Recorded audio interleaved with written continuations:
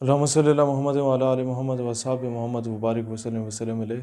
मैं अभी तक बहुत खुश था, इस फ़ैसले के हक़ में था जो आज हुकूमत ने किया। लेकिन और मैं यही समझ रहा था कि शायद कादियानियों के नज़दीक घेरा तंग किया जा रहा है। लेकिन जब मैंने ये रब्वा टाइम्स की न्यूज़ देखी, जो कादियानियों का ऑफिशियल चैनल है, उस पे लिखते हैं कि जनाब कादियानियों को माइनॉरिटी, कादियानी नहीं बल्कि अहमदी मुस्लिम्स को माइनॉरिटी कमीशन में दाखिल किया जाने का कह दिया गया इमरान खान की जानिब से। तो मुझे अंदाज़ा हुआ कि जब ये यहाँ पर शादियाने मचा रहे हैं, इससे मुराद ये है कि कोई साजिश प्लान की जा रही है। और इसमें दो तीन चीज़ें मैं गवर्नमेंट ऑफ पाकिस्तान से ज़रूर पूछना चाहूँगा कि आईन पाकिस्तान के तहत कादियानी ख़ुद को मुसलमान नहीं कह सकते, नंबर वन। कादियानी अजान नहीं दे सकते, तो अक़लियत होने के नाते जब उन्हें अक़लियत एक प्रूव कर दिया जाएगा, उस कमीशन में ले आया जाएगा, वो अपने मज़हब की तबलीग नहीं कर सकते। तो अक़लियत है, तो यहाँ पर जो क्रिश्चियंस हैं या हिंदू हैं या सिख हैं, वो तो अपने मज़हब की कर रहे होते हैं, तबलीग भी कर रहे होते हैं, ओपनली होली भी मना रहे होते हैं, ओपनली ईस्टर भी मना रहे होते हैं और उसके हक़ में दलाइल भी दे रहे होते हैं। तो क्या कादियानियों को बतौर अक़लियत इसकी इजाज़त मिल जाएगी? क्योंकि कॉन्स्टिट्यूशन में तो इसकी इजाज़त नहीं है। लिहाजा ये एक बहुत बड़ा सवाल है।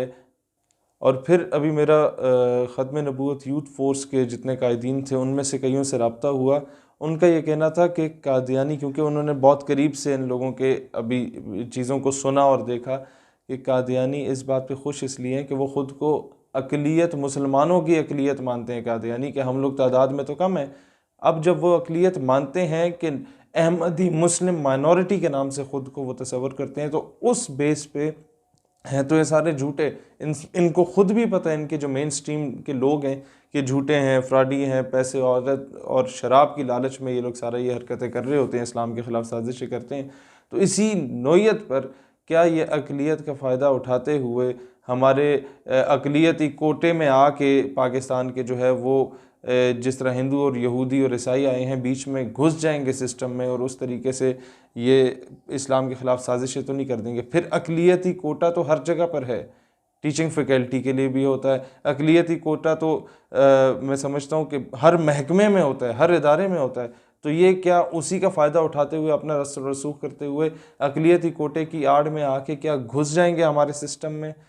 ये चीज़ें जब मैंने रब्वा टाइम्स का वो ख़बर पढ़ी, तो मुझे दोबारा सोचने पे मजबूर कर दिया कि अभी तक तो मैं खुश था कि शायद हुकूमत ने अच्छा स्टेप लिया, लेकिन मेरे ख़्याल में कादियानी इसके पीछे एक बहुत बड़ी साजिश रचाने के चक्कर में है। और एक बार ये असम्बली में अगर दाखिल हो गए और वहाँ पर ये डिबेट शुरू हो गई, असम्बली में दाखिल हो गए, ज़ाहिर है इन लोगों ने और कोई वहाँ पर आप लोगों को सबको अस्सलाम वालेकुम तो कहना नहीं है मुसलमानों को। इन्होंने आके तो यही बात करनी है कि जी हमें मुसलमान डिक्लेयर किया जाए, आइन में तरमीम की जाए, आइन को चेंज किया जाए। और एक बार भी ये बात शुरू कर दी गई इनकी जानिब से, तो ये अमेरिका के बूट पॉलिश करके इतने वफ़ादार बन जाते हैं कि अमेरिकन प्रेशर इतना आएगा कि दोबारा फिर सारों को गिरफ़्तार कर लिया जाएगा, मुसलमानों को, और इनको कोई फ्री हैंड देने की कोशिश की जाएगी। इसीलिए गवर्नमेंट ऑफ पाकिस्तान से कहता हूँ कि अपनी सारी चीज़ों की तफसील से वजाहत करे। अभी तक ये अवाम इस शशो पंच में है कि आप लोगों ने किया क्या है और आप करना क्या चाहते हैं। अल्लाह ताला दीन इस्लाम और वतन अज़ीज़ पाकिस्तान का हामी और नासिर हो। पाकिस्तान पाइंदाबाद।